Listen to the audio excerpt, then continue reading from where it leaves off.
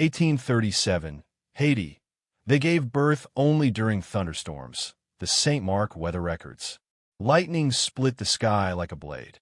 Rain fell in sheets, drumming against the wooden shutters of Saint-Marc. It was August of 1837, and no one could have predicted what the storm would bring. That night, a woman went into labor. Nothing unusual, except for one detail. She had only ever given birth during thunderstorms.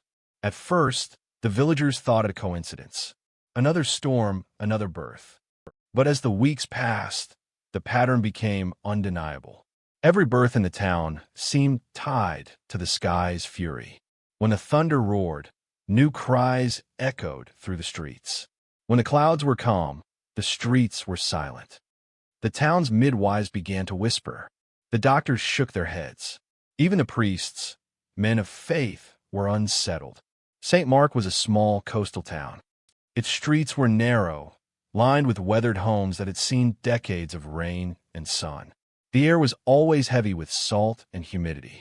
But in 1837, a new heaviness settled over the town, an invisible weight of fear and wonder. No one could explain why women only labored when storms rolled in. Some called it a curse. Others whispered of divine intervention. The first storm brought excitement. Windows rattled, candles flickered, and neighbors hurried to check on expectant mothers. Inside their homes, women writhed in pain while thunder shook the walls. The cries of newborns competed with the roar above. There was awe in those moments, a sense that nature itself had become a midwife, timing life to its own rhythm. But awe soon twisted into dread. Villagers began noticing the toll it took. Babies born during storms were often weak, their small bodies shivering in the cold, wet air.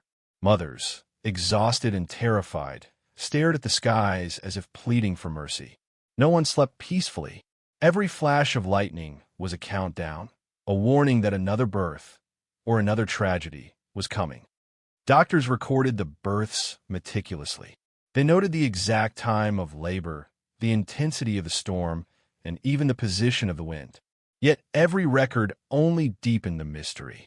Nothing in their training explained why thunder and labor were intertwined. Medications and remedies failed. Midwives prayed silently, wondering if their prayers would reach ears above the clouds. Some villagers claimed they saw omens. A black bird perched on a roof, a dog howling in the distance, or a strange chill sweeping through a home. Every detail was cataloged in hushed tones, as if speaking too loudly might break the spell or anger whatever force dictated the births. Children born in storms were given special attention. Families treated them like fragile treasures, but also with fear, as if they carried something unnatural in their cries. As weeks turned to months, the town's rhythm changed. Markets opened later, fields were tended with caution, and everyone kept one eye on the sky. Life itself seemed dictated by clouds and lightning. People began leaving Saint-Marc, unable to bear the anxiety. Those who stayed whispered about a curse that had fallen upon the town, a mystery that even God might have hesitated to answer. And yet, amidst the fear, there was a strange fascination. Stories of the storm-born children spread to nearby towns. Scholars and priests came, curious, skeptical, sometimes frightened. But every visitor left with more questions than answers. The pattern persisted, unbroken, as if the storms themselves held the key to life in Saint-Marc. One question haunted everyone. Why these storms, and why these women? Every thunderclap reminded them that nature's secret was still hidden, waiting for someone brave or foolish enough to uncover it. The nights in Saint-Marc grew restless. Every hour, the town seemed to hold its breath, listening for the distant rumble of thunder. When it came, the skies lit up in violent streaks of light, illuminating the dark streets for brief, haunting moments. And with each flash, a woman screamed in labor. It started slowly, 1 or 2 births during the evening storms. But soon, the pattern escalated. Midnight after midnight, cries echoed across the town. Neighbors pressed their faces against frosted windows, watching the lightning dance while hearing the fragile wails of infants being born into chaos. The storm had become a clock. Its ticks were thunderclaps, its chimes the sound of new life. The midwives worked tirelessly. They moved from house to house, candle flames quivering in the drafts of open windows. Their hands were wet, cold, trembling from fatigue, yet they pressed on. There was no relief in Saint-Marc, no pause. Every storm brought a new birth, and with each, a new wave of dread. Sometimes a single home would witness 2 or even 3 women in labor at the same time. The cries overlapped, creating a cacophony that mingled with the roar of the sky. Some nights, the storm raged for hours. Lightning flashed, illuminating the terrified faces of mothers. Rain lashed against the streets, turning them into rivers of mud. Windows rattled violently, and the town dogs barked incessantly, sensing some unseen force. Families huddled together, praying for the storm and for their loved ones. Those prayers often went unanswered. Doctors tried to keep records, but even they struggled. The storms were unpredictable. Sometimes the thunder would start gently, almost teasingly, only to explode into a violent downpour at the moment a mother's pain peaked. Midwives described the scene as if nature itself was orchestrating each labor, controlling timing and intensity with cruel precision. Children born during these midnight storms were often pale, shivering, and silent at first. Some cried immediately, their voices drowned by the thunder, while others remained eerily quiet, as if absorbing the storm's energy. Families began to notice a strange fragility among the stormborn. Their eyes seemed more aware, their senses sharper, almost as if they carried the memory of the tempest in which they were delivered. Rumors began to spread, whispered between shutters and doorways. Some claimed the storms carried spirits that chose when life should begin. Others said the thunder was punishment for sins, a cosmic reminder that Saint-Marc had drawn the attention of forces beyond human comprehension. Mothers feared to go outside, and even the bravest midwives hesitated during the fiercest storms. Every birth was an ordeal, a struggle between human will and nature's power. The children's cries left marks on everyone. Families who had once celebrated births with songs and feasts now waited in tense silence, listening for the first shrill wail that meant a new life had begun, and that the storm had claimed yet another sleepless night. Midnight became a time of terror, a recurring pulse that reminded the town that no one, not even the most devout, could predict or control life in Saint-Marc. And yet, even in the chaos, there was a strange magnetism. The storms drew people together in fear and awe. Families prayed side by side. Midwives shared anxious glances, and neighbors offered what little help they could. The midnight cries became part of the town's heartbeat, a rhythm set by thunder and rain, impossible to ignore, impossible to forget. Some began to wonder, was it a curse or a miracle disguised as terror? With every flash of lightning, the question lingered in the wet, electric air. The answer, if it existed, seemed just out of reach, hidden somewhere in the thunder that dictated the lives of Saint-Marc's people. Fear has a way of spreading faster than rain, and in Saint-Marc, it thrived. Every doorway, every street corner carried hushed conversations. People whispered about the storm-born children as if speaking too loudly might summon the next flash of lightning or the next wave of laboring cries. It began innocently enough. Neighbors exchanged stories over fences. Did you hear? Marie gave birth last night. Yes, right as the thunder struck. But soon, those whispers grew darker. Superstitions, half-truths, and outright fabrications intertwined until the line between fact and fear disappeared. Every birth became a story, every storm a prophecy. Some villagers claimed they saw signs in the weather itself. A gust of wind curling strangely through the trees. A sudden chill, even under a humid night sky. A flash of lightning that seemed too precise, illuminating a single house as if calling attention to it. The storms were no longer just storms. They were messages, warnings, omens. Families began to isolate themselves. Curtains were drawn, doors bolted, and steps hurried along the cobblestones to avoid crossing paths with the pregnant women of the town. Mothers in labor were often shrouded in secrecy. Midwives became silent observers of a fearful theater, delivering babies while avoiding the gaze of the villagers outside. Even children noticed. They whispered in corners, afraid of waking the storm-born infants. Some swore they heard voices in the thunder, voices that weren't human. Shadows stretched unnaturally across walls during lightning strikes, and footsteps seemed to echo in empty streets. Fear seeped into every crack of Saint-Marc, settling like the damp mist that clung to the town after each rainfall. The whispers shaped behavior, too. Pregnant women avoided going out at night. They would hide indoors, fearing that anyone, friend or stranger, might bring bad luck or draw the attention of the storm. Superstitions dictated their movements. Some believed that stepping outside during a lull in the thunder could prevent the baby from surviving. Others whispered that the storm itself chose when life should begin and that any interference might provoke its wrath. Even the town's elders, usually the voice of reason, spoke cautiously. They told stories of ancestors, of generations before who had also been visited by storms, hinting that this strange pattern was older than anyone alive. And yet, no one could recall it happening exactly like this. Something had shifted. Some invisible force had taken hold of Saint-Marc, bending nature to its own rhythm. Prayers became more desperate. Families knelt together, clasping hands, beseeching divine protection for the mothers and the children. Candles flickered as the wind moaned through the streets, and the sound of rain on rooftops mingled with the soft chanting of the fearful. Each prayer seemed to echo into the storm, hoping for a mercy that might not exist. But the town could not escape the whispers.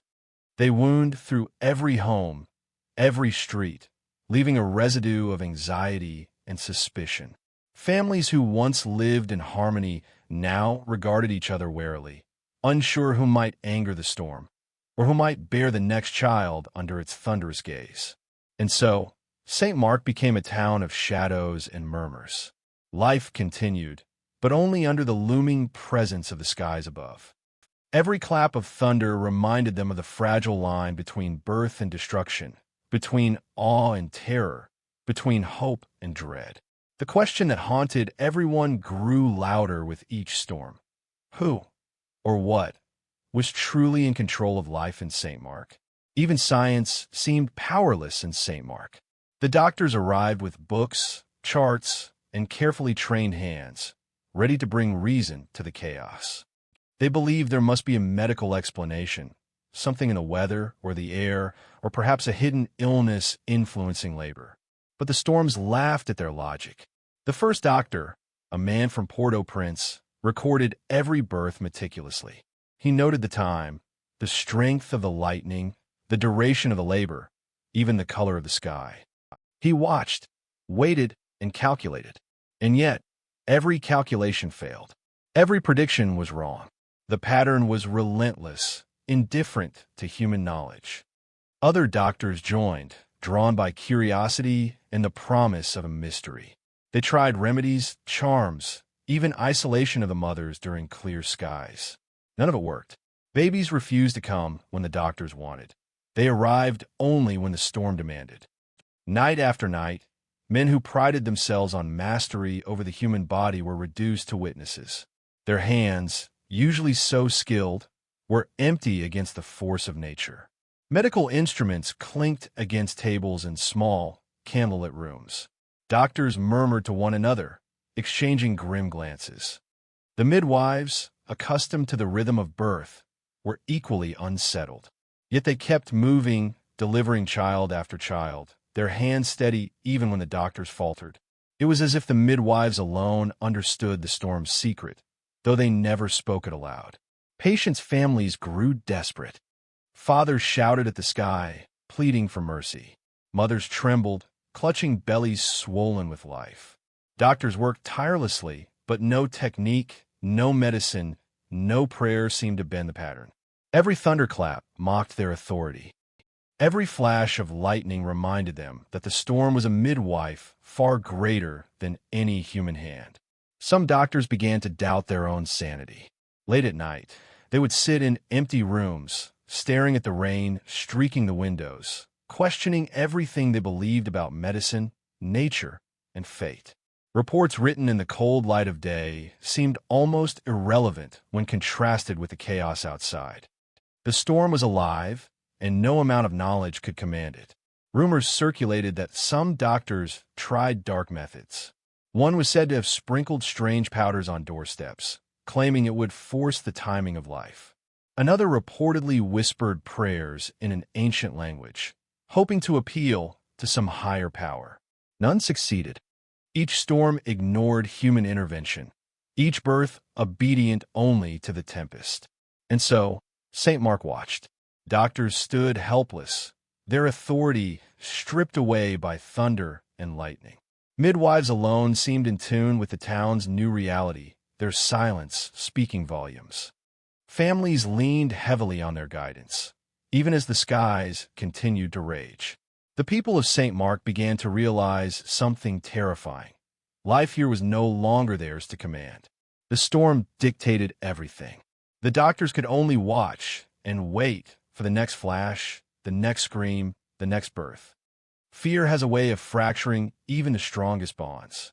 In Saint-Marc, it crept into homes like a shadow, stretching with the sunset. Families once united by laughter and shared meals now lived under constant tension, their hearts heavy with dread of the next storm. Pregnant mothers became prisoners of the weather. Fathers paced the floorboards at night, listening for distant rumbles.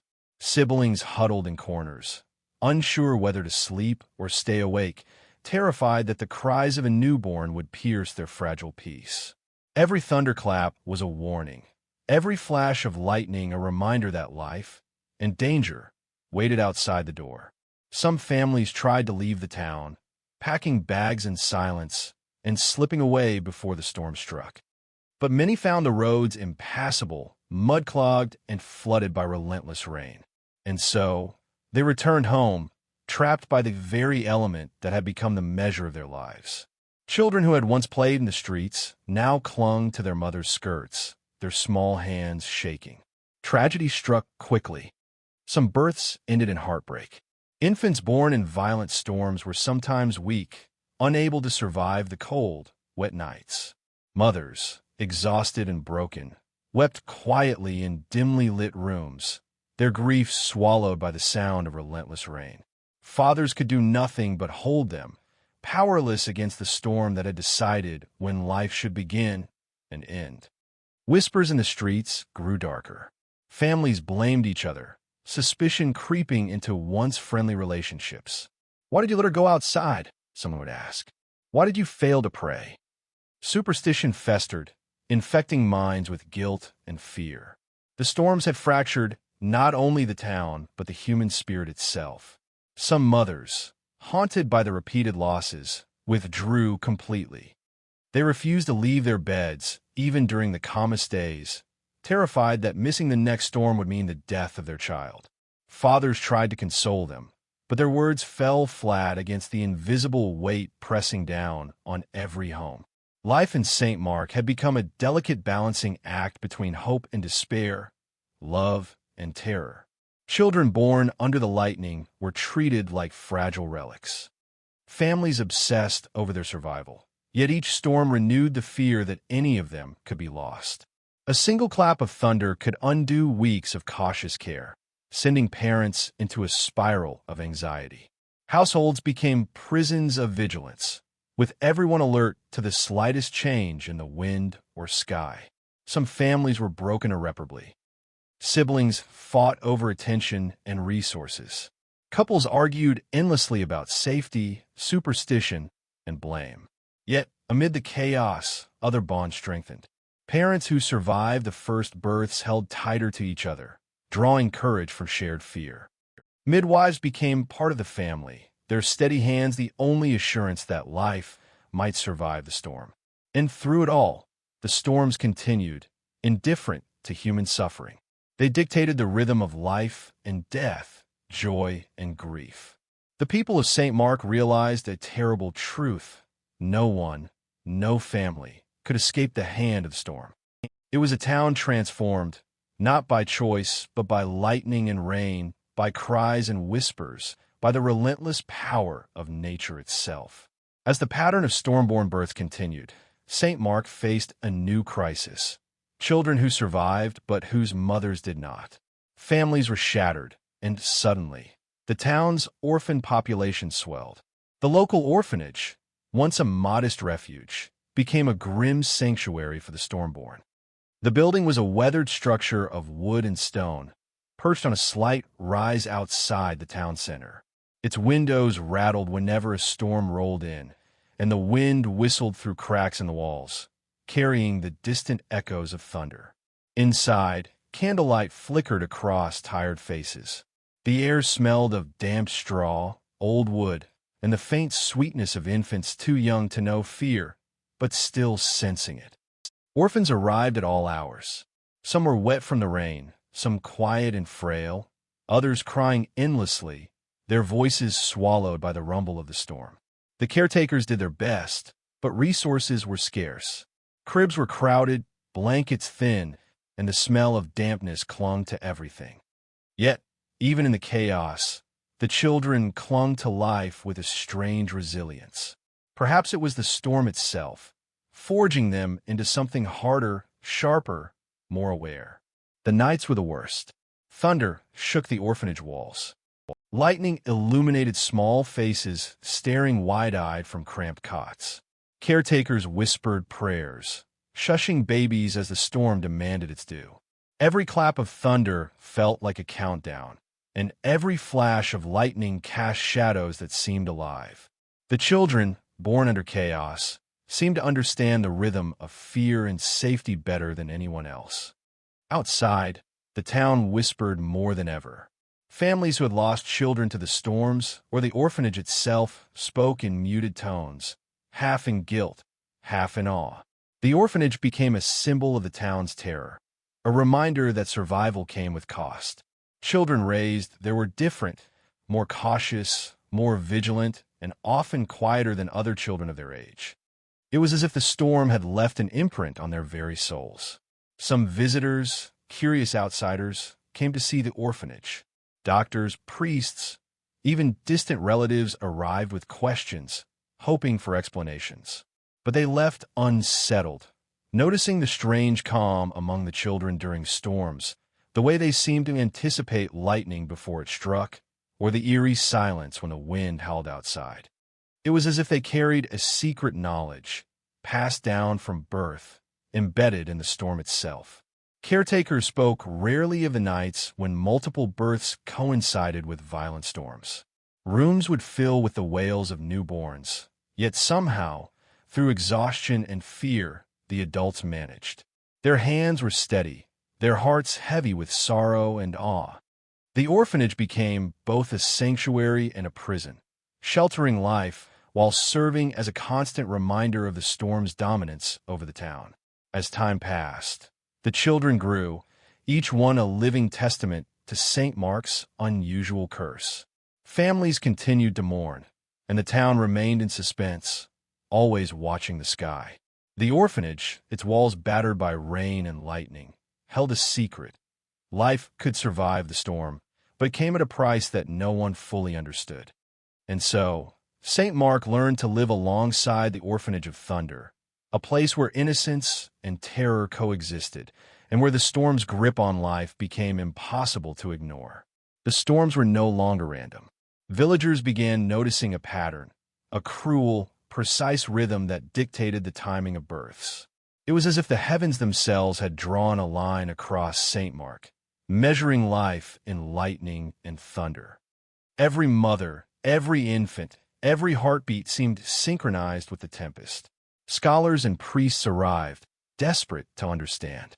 They pored over the Saint-Marc weather records, noting every detail: cloud formations, wind direction, barometric pressure. Each birth was logged meticulously, yet the pattern defied reason. Some mothers labored during mild storms, others only during violent thunderstorms. No rule explained it all. It was chaos wrapped in symmetry, a puzzle that teased and tormented all who dared to study it. Locals whispered that the storms were selective, choosing which mother would give birth, which family would suffer, and which children would survive.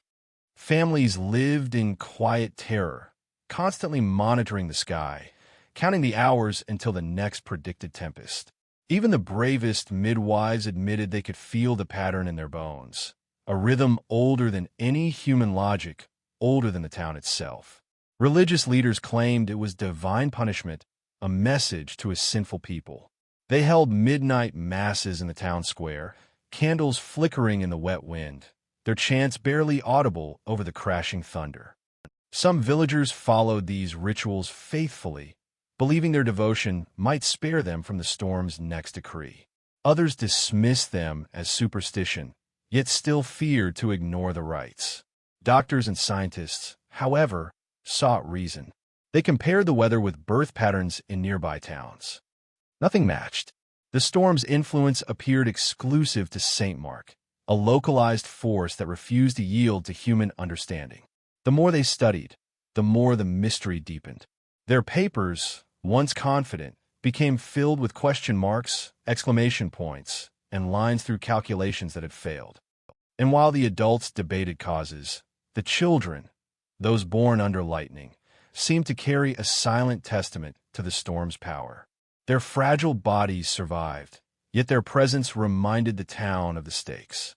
Each flash of lightning was a countdown. Each rumble of thunder was a herald of life, fear, or death.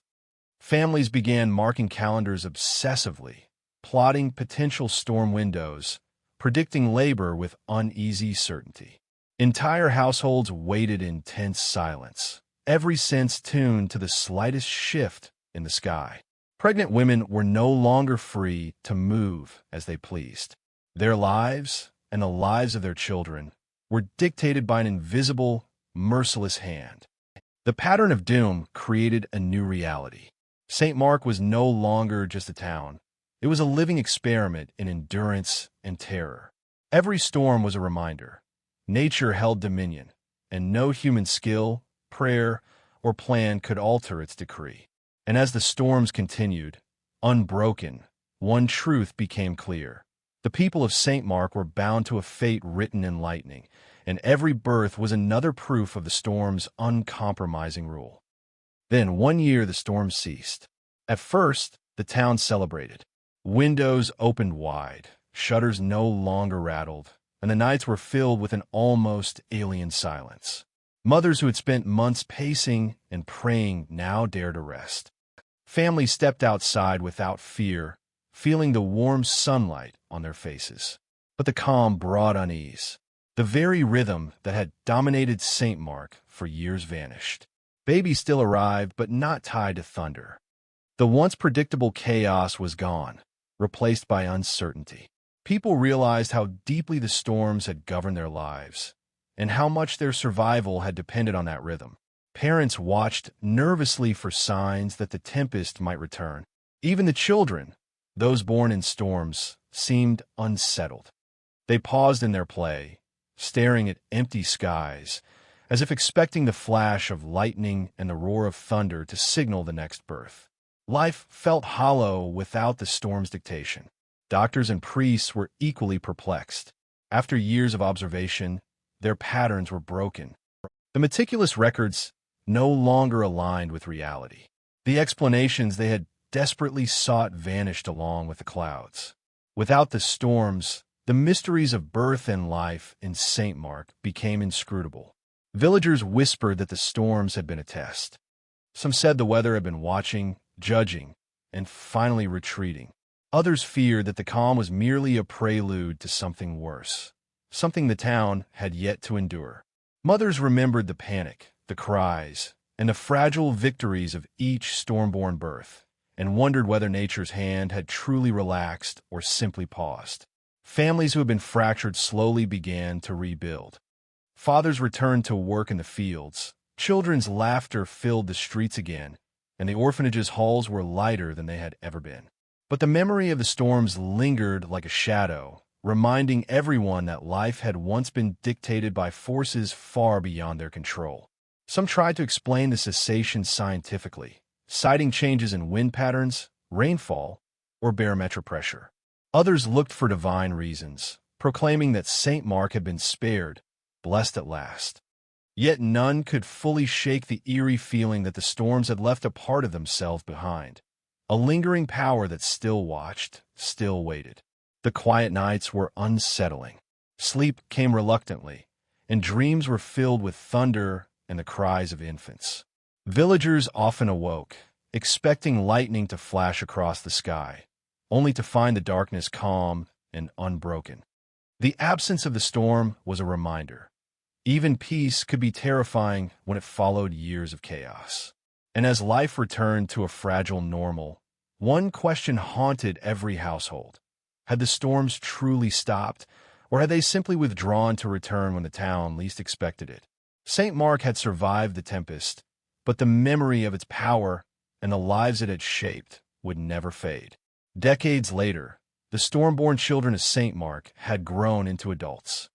They walked the streets with quiet eyes, carrying memories that no one else could understand. They had witnessed life and death dictated by lightning, learned to read the rhythm of storms, and survived in a world shaped by fear. Few spoke of those nights. Families kept secrets, stories whispered only behind closed doors. Some claimed the children were different, more sensitive to weather, more attuned to danger. Others believed they carried a curse, a lingering mark of the storms that had governed their birth. But the truth was more subtle. The survivors carried lessons, scars, and wisdom born from terror, a knowledge that shaped every choice they made. The orphanage of Thunder still stood, though quieter now. Caretakers long gone had left, but their records remained, detailing births, deaths, and the nights when lightning ruled all. Survivors would occasionally visit, tracing their fingers over worn pages, remembering the midwives who held them, the mothers who could not, and the endless nights when rain was their only lullaby. Even marriages and families of the stormborn carried echoes of the past. Parents who had survived the tempest passed down caution, prayer, and respect for forces they could not control. Children learned to watch the sky, to pause at the first hint of a storm, to honor a history that was as much about survival as it was about fear. Stories that were never recorded in official books persisted in hushed tones, tales of babies cradled through violent nights, of fathers pacing endlessly, of mothers whispering prayers in a stormy wind. These stories, passed from generation to generation, became the hidden history of Saint-Marc, a history of resilience forged in the crucible of lightning and rain. Some survivors claimed that on particularly violent nights, they could still feel the pulse of the storm. A shiver in the air, a flicker of light, a distant rumble, all brought back memories of the first cries, the frantic midwives, and the relentless rhythm that had dictated their lives. These ghosts of the storm became part of them, shaping character, tempering courage, and teaching humility in the face of nature's power. The town itself began to embrace the mystery rather than fear it. Annual commemorations, small ceremonies, and whispered stories kept the memory alive. The stormborn were no longer objects of superstition.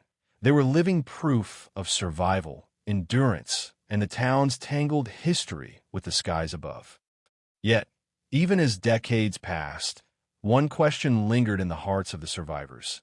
Had they truly been chosen by the storm, or had the storm simply revealed the limits of human control? Saint-Marc had endured, its people forever changed.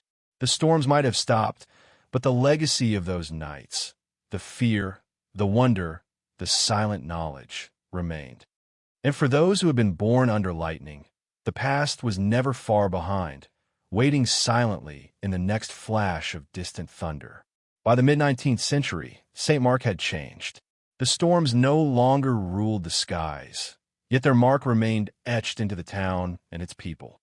Streets that once echoed with fearful whispers now held a cautious peace, but the legacy of the stormborn lingered like a shadow that refused to vanish. The children who had survived grew into adults with a quiet intensity. They were cautious, observant, and resilient in ways others could not comprehend. Their births, dictated by lightning, had imbued them with a strange intimacy with nature, an instinctive awareness of weather, danger, and the fragility of life. Villagers both revered and feared them, seeing in their calm eyes the echo of nights filled with thunder and cries. Families rebuilt, homes were repaired, and life returned to a semblance of normalcy. Yet the town had been forever altered. Social bonds, once strained by suspicion and fear, were tempered by shared survival. Even the skeptics, the doctors, and the priests had learned humility. No human knowledge could fully command the forces that had ruled Saint-Marc for so long. Stories of the Stormborn became part of the town's folklore. Parents told their children of nights when the sky was alive, when life arrived on the wings of thunder, and when courage was measured in the ability to endure.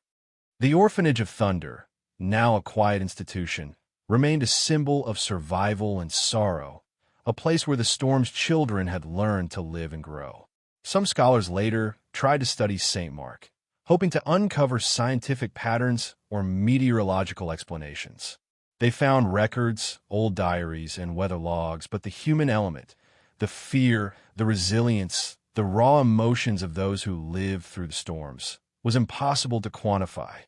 The town's story was one of endurance, of people shaped as much by chaos as by love and hope. The Stormborn carried an invisible inheritance. They understood fragility, life, and death in a way no one else could.